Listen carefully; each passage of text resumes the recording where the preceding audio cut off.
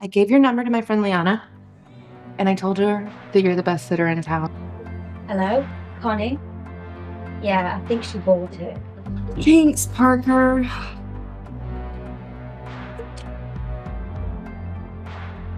I don't think I'm going to be able to babysit for you anymore. What?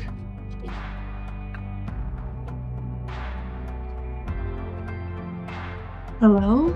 Carrie, where the hell are you? She's at another babysitting job. She triple booked herself.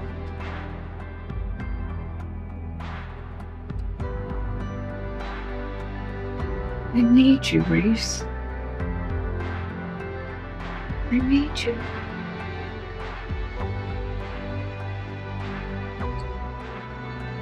I have this bow in the back of my drawer. Hard for me to reach. Thank you. Oh, goodness.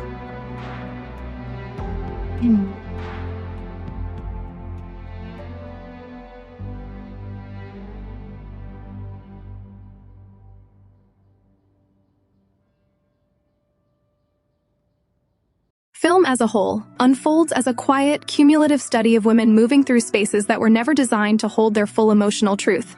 And when read through a queer, emotionally grounded lens, it becomes less a story about scandal or provocation and more a meditation on how intimacy emerges in the margins.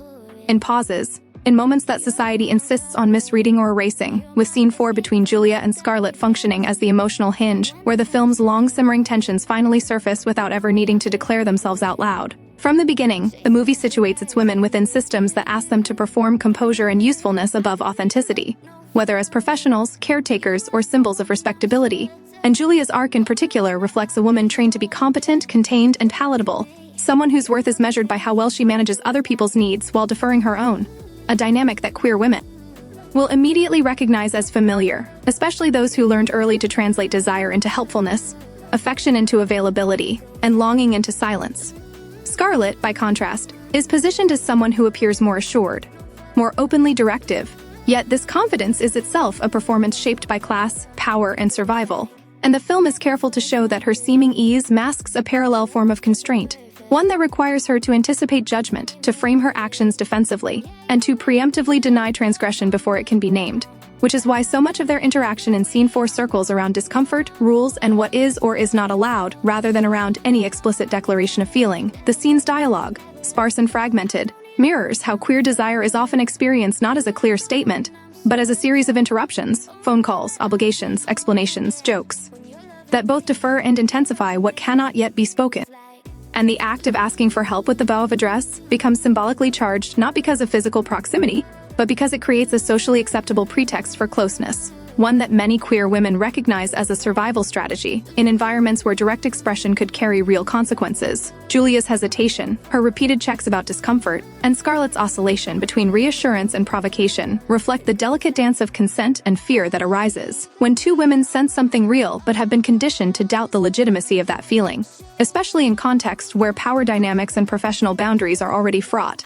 And the film treats this tension with seriousness rather than titillation, allowing silence and awkwardness to do the work that more conventional narratives would rush to resolve. What resonates deeply for lesbian and broader LGBTQ+ audiences is how the scene captures the emotional specificity of being seen by another woman in a way that feels both affirming and destabilizing, the kind of recognition that does not immediately promise safety but nonetheless feels necessary. And Julia's line about discomfort is especially telling because it reframes attraction not as desire alone but as vulnerability, as the unsettling realization that someone else has the power to disrupt the careful structure you have built around yourself. Throughout the film, women's labor, emotional, professional, and relational, is foregrounded, and this scene crystallizes how that labor often includes managing other people's reactions to one's own feelings, with Julia instinctively taking responsibility for Scarlet's comfort, even as Scarlet gently but persistently challenges the idea that Julia's unease is something to be fixed rather than understood, a dynamic that mirrors real-world pressures on queer women to apologize for their feelings, to downplay intensity, and to reassure others that nothing inappropriate happening even when something deeply meaningful is unfolding. The film's refusal to label the connection outright is not a failure of courage, but a deliberate acknowledgement of how language itself can feel dangerous or inadequate when desire has long been policed. And for many viewers, this restraint will feel painfully accurate, recalling relationships that existed in charged glances, half-jokes, and shared tasks long before they ever existed in words. Scene 4 also engages with society's ongoing discomfort with seeing women express love for each other by situating the interaction in a context that is easily misinterpreted or dismissed, knowing that female intimacy is often either trivialized as friendship or sensationalized as spectacle, and the film walks a careful line that resists both impulses, insisting instead on the emotional gravity of what is happening without exploiting it for shock value. This discomfort persists today because women's love for each other threatens multiple hierarchies at once. It challenges compulsory heterosexuality, destabilizes male-centered narratives of desire, and undermines the idea that women's emotional lives exist primarily in service to others. And the film reflects this cultural anxiety through the constant interruptions and rationalizations that surround Julia and Scarlet's moment, as though the world itself is conspiring to keep their connection unexamined. Scarlet's comments about popularity and opportunity can be read as both genuine encouragement and a subtle reminder of the costs of visibility, highlighting how queer women are often offered success or safety only on the condition that they compartmentalize or sanitize their emotional truth. While Julia's resistance is less about moral judgment than about fear of losing stability, reputation, or self-concept, a fear that resonates far beyond queer audiences to encompass any woman who has felt the weight of expectation pressing against her inner life.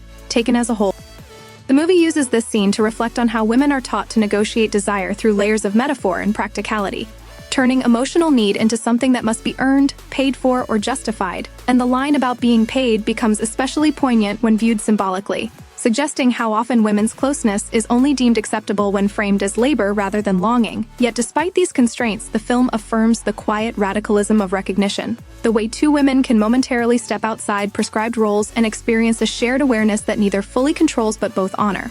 And this is where the film finds its deepest emotional truth, not in resolution but in acknowledgement. For queer women watching, the scene may evoke memories of moments that felt formative precisely because they were unresolved, moments that clarified desire without offering a clear path forward, and for women more broadly it speaks to the universal ache of wanting to be known without having to explain or defend oneself, by centering women's interiority and refusing to reduce their connection to a plot device or moral lesson. The film challenges audiences to sit with ambiguity and to respect the seriousness of feelings that society often trivializes or pathologizes. And in doing so, it becomes an act of visibility in itself, offering a mirror rather than a spectacle. The interaction between Julia and Scarlet ultimately mirrors the broader journey the film traces, from containment toward possibility, from silence toward recognition, and while it does not promise liberation in any simple or triumphant sense, it insists on the value of becoming emotionally legible to oneself and to another, which is a profoundly queer gesture in a world that still struggles to grant women that right. This is not a story about crossing lines for the sake of provocation, but about how lines are drawn in the first place, who benefits from them, and what it costs women, especially queer women, to live their lives constantly negotiating the space between what they feel and what they are allowed to say. And by honoring that complexity with patience and care, the film offers something rare and necessary, a portrayal of women's connection that trusts viewers to understand its depth without demanding it be simplified, justified, or consumed.